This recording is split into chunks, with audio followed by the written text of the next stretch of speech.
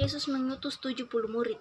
Kemudian daripada itu, Tuhan menunjukkan 70 murid yang lain lalu mengutus mereka berdua-dua mendahuluinya ke setiap kota dan tempat yang hendak dikunjunginya.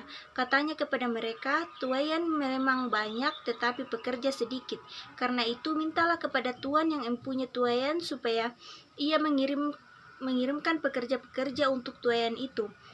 Pergilah, sesungguhnya aku mengutus kamu seperti anak domba ke tengah-tengah serigala. Janganlah membawa pundi-pundi atau bekal atau kasut, dan janganlah memberi salam kepada siapapun selama dalam perjalanan. Kalau kamu memasuki suatu rumah, katakanlah lebih dahulu damai sejahtera bagi rumah ini. Dan jikalau di situ ada orang yang layak menerima damai sejahtera, maka salammu itu akan tinggal di atasnya. Tetapi jika tidak, salammu itu kembali kepadamu. Tinggallah dalam rumah itu, makan dan minumlah apa yang diberikan orang kepadamu, sebab seorang pekerja diberikan orang kepadamu, sebab seorang pekerja patut mendapat upahnya. Jangan berpindah-pindah rumah, dan jikalau kamu masuk ke dalam sebuah kota dan kamu diterima di situ, makanlah apa yang dihidangkan kepadamu dan sembuhkanlah orang-orang sakit yang ada di situ. Dan katakanlah kepada mereka, kerajaan Allah sudah dekat padamu. Tetapi jikalau kamu masuk ke dalam sebuah kota dan kamu tidak diterima di situ, pergilah ke jalan-jalan raya kota itu dan serukanlah juga debu kotamu yang melekat pada kaki kami kebaskan di depanmu. Tetapi ketahuilah ini, kerajaan Allah sudah dekat. Aku berkata kepadamu, pada hari itu Sodom akan lebih ringan tanggungannya daripada kota itu. Yesus mengecam beberapa kota. Celakalah engkau Korazim, celakalah engkau Betsaida, karena jika di Tirus dan di Sidon terjadi mujizat-mujizat yang telah terjadi di tengah-tengah kamu, sudah lama mereka bertobat dan berkabung. Akan tetapi, pada waktu penghakiman, tanggungan Tirus dan Sidon akan lebih ringan daripada tanggunganmu. Dan engkau, Kapernaum, apakah engkau akan dinaikkan sampai ke langit? Tidak, engkau akan diturunkan sampai ke dunia orang mati.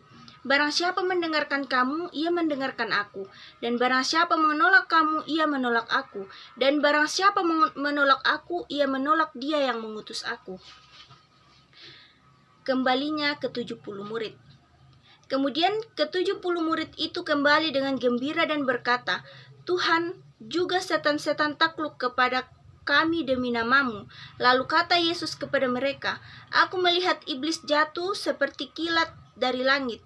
Sesungguhnya aku telah memberikan kuasa kepada kamu untuk menginjak ular dan kalajengking, dan kuasa untuk menahan kekuatan musuh sehingga tidak ada yang akan membahayakan kamu.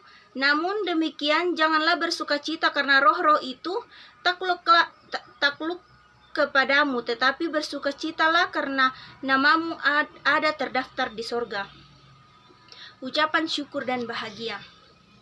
Pada waktu itu juga bergembiralah Yesus dalam Roh Kudus dan berkata, aku bersyukur kepadamu, Bapa Tuhan langit dan bumi, karena semuanya itu engkau sembunyikan bagi orang bijak dan orang pandai, tetapi engkau nyatakan kepada orang kecil. Ya Bapa, itulah yang berkenan kepadamu. Semua telah diserahkan kepadaku oleh Bapakku, dan tidak ada seorang pun yang tahu siapakah anak selain Bapa, dan siapakah Bapa selain anak, dan orang yang kepadanya anak itu berkenan menyatakan hal itu. Sesudah itu berpalinglah Yesus kepada murid-muridnya tersendiri dan berkata, berbahagialah mata yang melihat apa yang kamu lihat. Karena aku berkata kepadamu, banyak nabi dan raja ingin melihat apa yang kamu lihat, tetapi tidak melihatnya, dan ingin mendengar apa yang kamu dengar, tetapi tidak mendengarnya. Orang Samaria yang murah hati. Pada suatu kali berdirilah seorang ahli Taurat dan mencoba Yesus, katanya, Guru, apa yang harus kuperbuat untuk memperoleh hidup yang kekal?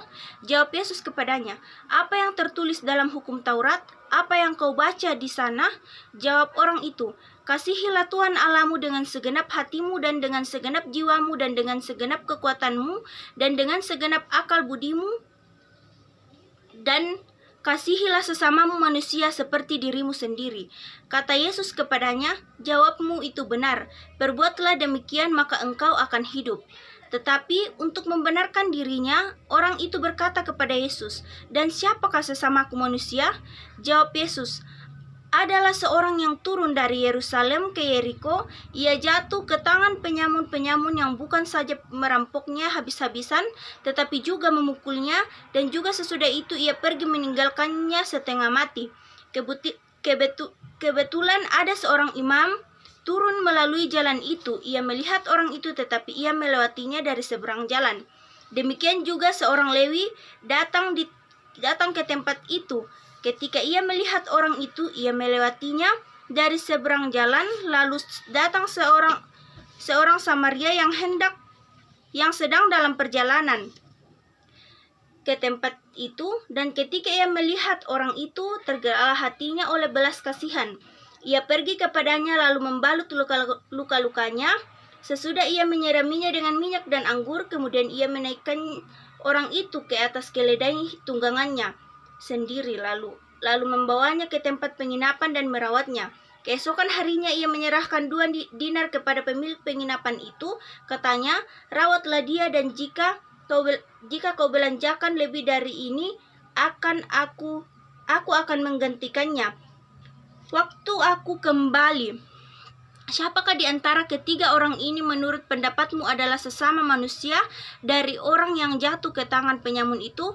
Jawab orang itu, "Orang yang telah menunjukkan belas kasihan kepadanya." Kata Yesus kepadanya, "Pergilah dan perbuatlah demikian." Maria dan Marta. Ketika Yesus dan murid-muridnya dalam perjalanan, tibalah ia di sebuah kampung. Seorang perempuan bernama Marta menerima dia di rumahnya. Perempuan itu mempunyai seorang saudara yang bernama Maria. Maria ini duduk di dekat kaki Tuhan dan terus mendengarkan perkataannya. Sedangkan Marta sibuk sekali melayani. Ia mendekati Yesus dan berkata, "Tuhan, tidakkah engkau peduli bahwa saudaraku membiarkan aku melayani seorang diri?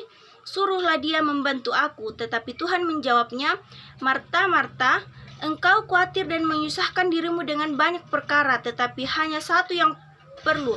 Maria telah memilih bagian yang terbaik yang tidak akan diambil daripadanya." Amin, firman Tuhan.